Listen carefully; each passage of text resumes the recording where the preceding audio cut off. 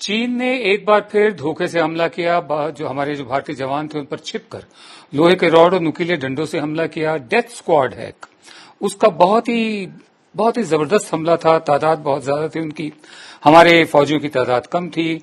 और सोमवार रात पूर्वी लद्दाख में गलवान घाटी में चीनी सैनिकों के साथ हुई हिंसक झड़प में कर्नल संतोष बाबू समेत हमारे 20 सैनिक शहीद हो गए।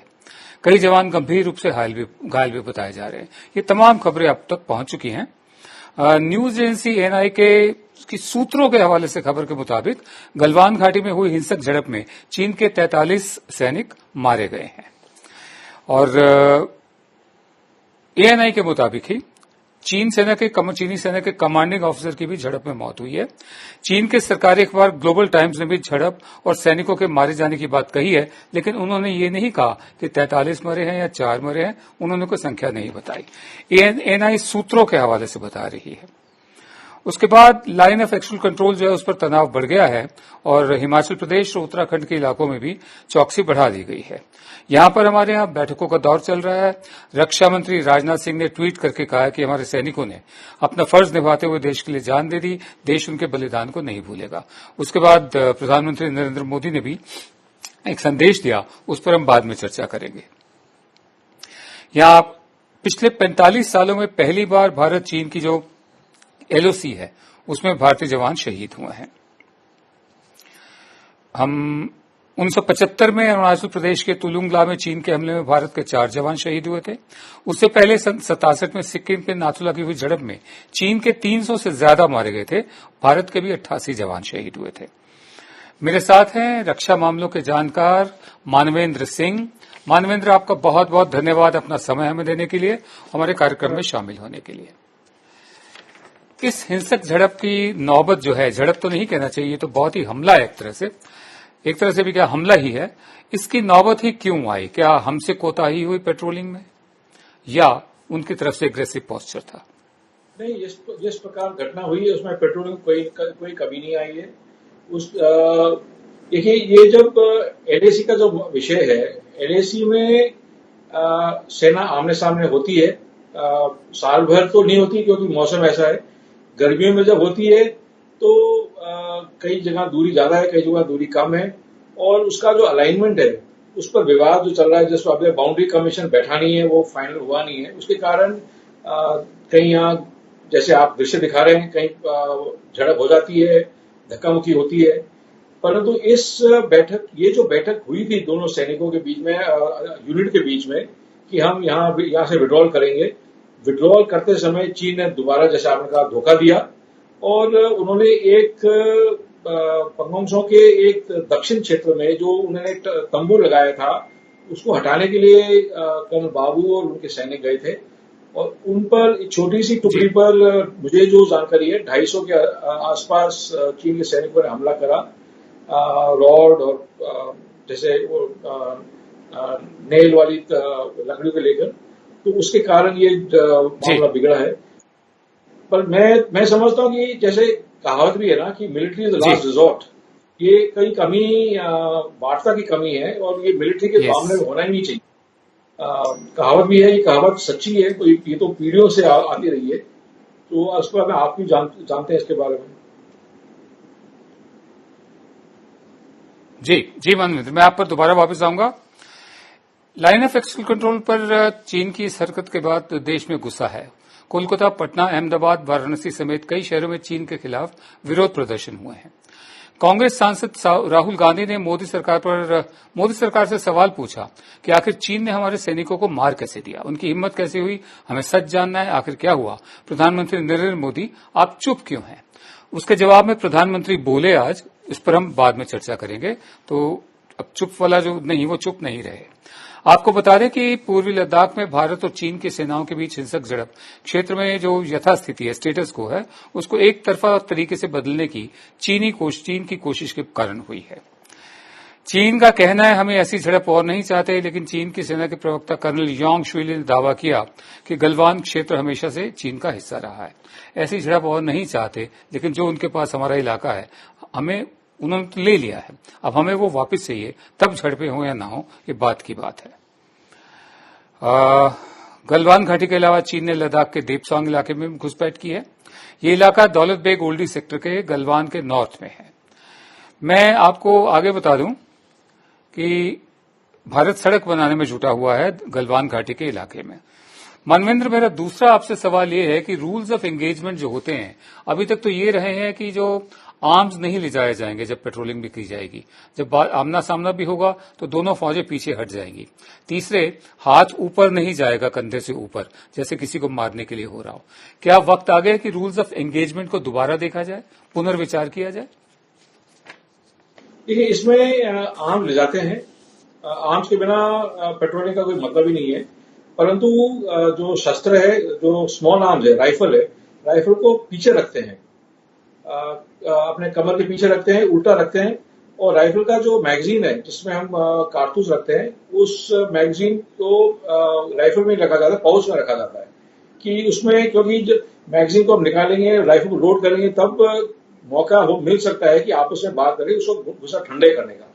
इसलिए पेट्रोलिंग के समय इस क्षेत्र में, एलएसी की पेट्रोलिंग में, क्योंकि यहाँ लगातार कभी फायरिंग हुई नहीं आपस में, जैसे आपने कहा था 75 के बाद कहीं फायरिंग हुई नहीं है, इसलिए जो पेट्रोलिंग का जो दौरा है वो हमेशा शस्त्र के साथ होता है, लेकिन अनलोडेड, जैसे कहते हैं आर्मी भाषा में, अनलोडेड वेपन के साथ होता है।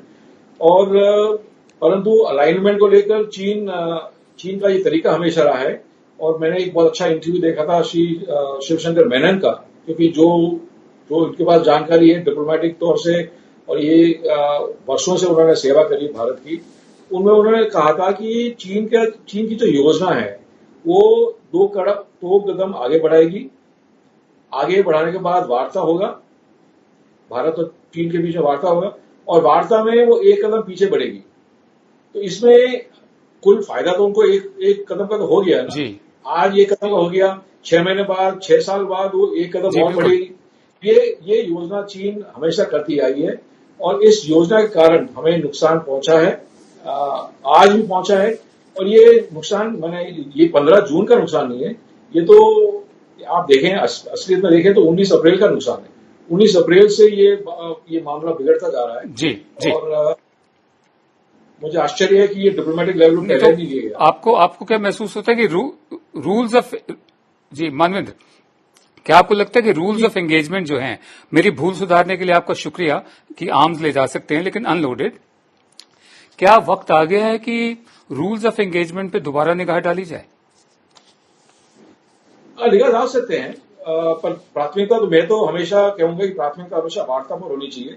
अगर वार्ता से ये बात सुधर जाए तो अच्छा ही है। अगर वार्ता से बात नहीं सुधरती तो जब उसमें आपको लगता है कि अपने एरिया में आ गए हैं, तो ऑब्वियसली हमने नए कदम उठाने पड़ेंगे, और नए कदम से चाहे शस्त्र से हो, चाहे अन्य और कदम हो, वो हमें अपनाने पड़ेंगे। क्योंकि चीन की जो योजना जैसे मैं आपको बताई है, वो ये कोई डेमोक्रेसी तो है नहीं।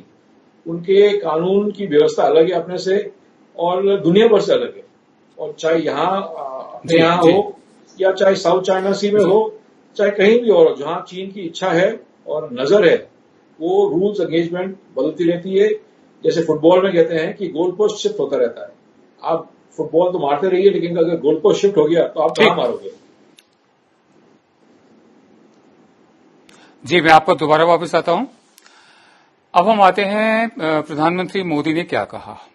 लद्दाख में चीन से विवाद पर उन्होंने कहा कि जिन जवानों की शहादत हुई है वह व्यर्थ नहीं जाएगी, और हमें जवानों पर गर्व करना चाहिए कि वो मारते मारते मरे हैं। अगर वो कह देते मारते मारते शहीद हुए हैं तो बेहतर होता। और मोदी ने कहा कि त्याग और तपस्या हमारे चरित्र का हिस्सा है। हमने हमेशा से अपने पड़ोसियों के साथ मिलकर काम किया है, लेकिन अपने देश की अखंडता और संप्रभुता के साथ समझौता नहीं करेंगे। इसी बात को लेकर एक सर्वदलीय बैठक भी बुलाई गई है, 19 जून को होगी जो, और उसमें देखते हैं क्या बातें निकल कर आती हैं। कांग्रेस की तरफ से कौन आता है, राहुल गांधी आते हैं, सोनिया गांधी आती है।